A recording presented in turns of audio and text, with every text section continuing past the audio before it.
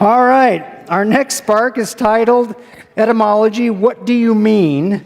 By David Firth. David went to Oxford and clown school. Okay, how's that for a dichotomy? David is an author and consultant who helps his clients make their work fun and successful. His latest project is the Conscious Change School. Welcome, David.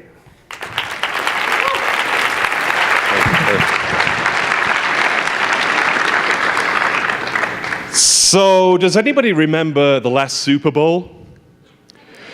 I know. And then that Richard Sherman guy says the reason they won is because they figured out what Peyton Manning's hand signals meant.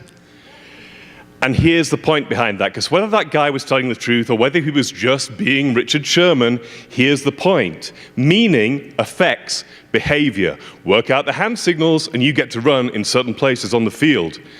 This talk is not about the meaning of hand signals, but it is about the meaning of words and how an access to different meanings about some very old words could matter to us. And that matters because we are speaking 16,000 words every day of our lives. Each day, 16,000 words. And many of those words have lost their power.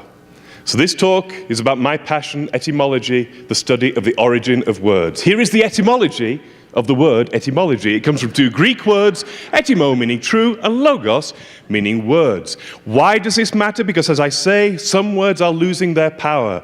There is no politician in the world who is going to be able to run on this agenda and expect people to be excited again. But if we can go back to when words were born, we can find some really exciting things. Here's an example of what I'm talking about. Ignite comes from a Latin noun, ignis, which means fire, which is great because what we're here to do is to create sparks. Go further back in time and you get to old Sanskrit Agni.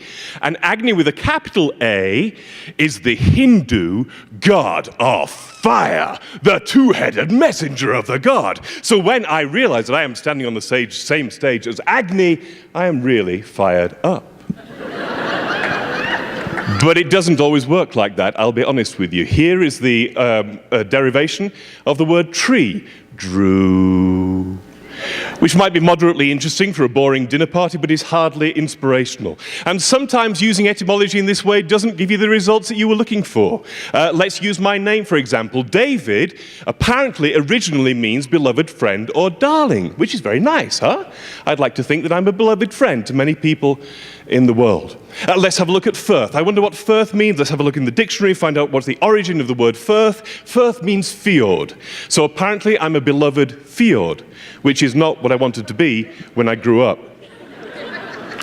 But the point is, we can get some really interesting things when we come from a different place in our communication. Now, I'm going to give you 4 words which I believe to be fundamental.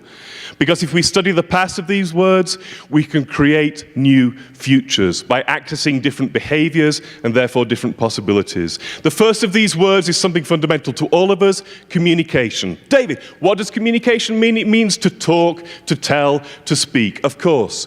But communicare in Latin means to share. If the whole world shows up only understanding that communication means to talk, we are only going to add to the noise on the planet. But if we show up thinking that communication is to share, then we can share. It's a bit like influence. It becomes all of a sudden a give and take, an in-fluens, a flowing together. The next word is the origin of the word love. In Old English, leaf does not mean passion, does not even mean liking somebody a lot.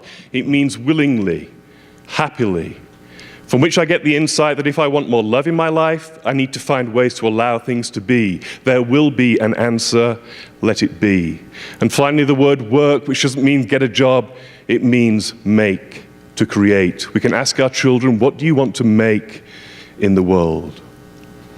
So here is my call to action for you. Find your word. What is a single word which you would like to live your word by? And go and look it up in the dictionary and find what the etymology of that word is, what the origin of that word is.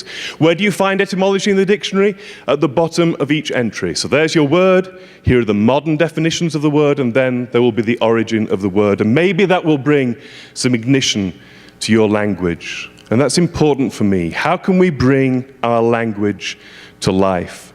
Because any of these words coming out of my mouth can be dead, meaning lifeless, without vitality. Latin is not the only dead language.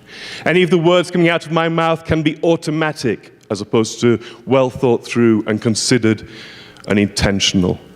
We say, mean what you say. I also say what you mean. When I say communicate, I say don't talk, share with me.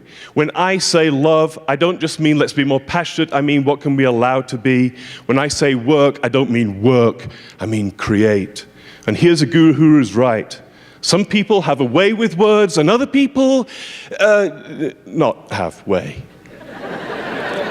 But I hope this evening I've given you some ways to be more purposeful in some of the words you speak. Thank you for listening. You're good at this. Thank you, Larry.